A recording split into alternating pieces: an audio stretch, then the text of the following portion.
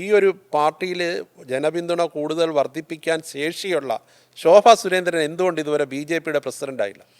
അല്ല, ബി.ജെ.പിയുടെ സംസ്ഥാന അധ്യക്ഷനായിട്ട് ഇപ്പോൾ നമുക്ക് ശ്രീ രാജീവ് ചന്ദ്രശേഖർജിയെ കിട്ടിയിട്ടുണ്ട്. ഇപ്പോഴത്തെ കാര്യമല്ല, അല്ല, ഞാൻ പറയാണ്. അപ്പോൾ ഞങ്ങൾ ഒരു ടീം എന്ന് പറയുന്നത് രാജഗോപാൽജി മുതൽ അല്ലെങ്കിൽ ശ്രീധരൻ മാസ്റ്റർ, തൃശ്ശൂരിലെ ശ്രീധരൻ മാസ്റ്റർ മുതൽ ഇന്നും ശ്രീധരൻ മാസ്റ്ററും രാജേട്ടനൊക്കെ നമ്മുടെ കൂടെ ഉണ്ട്, രാമൻപിള്ള സാറ്, അങ്ങനെയുള്ള ഒരുപാട് പരിണിതപ്രജ്ഞരായിട്ടുള്ള ആളുകൾ പ്രവർത്തിച്ച് കടന്നു വന്ന് പിന്നീട് ഇടക്കാലത്ത് ഞങ്ങൾ ഒരു ടീം ആളുകൾ, ഒരു 4 or 5 ആളുകൾ ഒപ്പത്തിനൊപ്പം രാഷ്ട്രീയ രംഗത്ത് കിടപിടിക്കാൻ സാധിക്കുന്ന, മാധ്യമങ്ങൾക്കിടയിൽ നിന്നുകൊണ്ട്, അതായത് ഇപ്പോൾ പത്രസമ്മേളനം നടത്താൻ സാധിക്കുന്ന, അതുപോലെ പ്രവർത്തിക്കാനും പ്രസംഗിക്കാനും, ഈവൻ ബൂത്ത് തലത്തിൽ ഞങ്ങളുടെ പ്രവർത്തകർക്ക് എന്തൊരു വിഷയം വന്നാലും അവിടെ എത്താനും ഒക്കെ സാധിക്കുന്ന ഒരു കൂട്ടം ആളുകൾ പാർട്ടിയിൽ വരുന്ന സമയത്ത് ആ കൂട്ടത്തിൽ നിന്ന് ഒരാളെ സെലക്ട് ചെയ്യാൻ മാത്രമേ അഖിലേന്ത്യാ ലീഡർഷിപ്പിന് സാധിക്കുള്ളൂ. എൻ്റെ ചോദ്യം എന്തുകൊണ്ട് താങ്കളെ സെലക്ട് ചെയ്തില്ല? അല്ല, എന്നെ സെലക്ട് ചെയ്യാനുള്ള സമയമായിട്ടുണ്ടാവില്ല. കാരണം ഇന്നുള്ളവരെക്കാളെല്ലാം ചെറുത് ഞാനാണ്. ഭാരതീയ ജനതാ പാർട്ടിയുടെ ഒരു സംസ്ഥാന അധ്യക്ഷ പദവി, അത്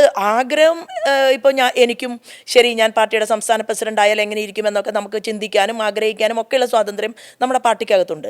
അതിലുപരിയായിട്ട് എന്താണ് വേണ്ടത് ഈ സംഘടനയിൽ, ഏത് രീതിയിലാണ് മുന്നോട്ട് പോകേണ്ടത് എന്നതിനെക്കുറിച്ച് നമ്മളെക്കാൾ കൂടുതൽ അറിവുള്ള, ഈവൻ ഒരുപക്ഷെ അങ്ങനെയുള്ള പലരുടെയും അഭിപ്രായ സ്വരൂപീകരണത്തിന് ശേഷമായിരിക്കും അത്തരമൊരു സാഹചര്യം ഉണ്ടാവുക. അതിൽ ഒന്നും വേദനിക്കേണ്ട ആവശ്യമില്ല.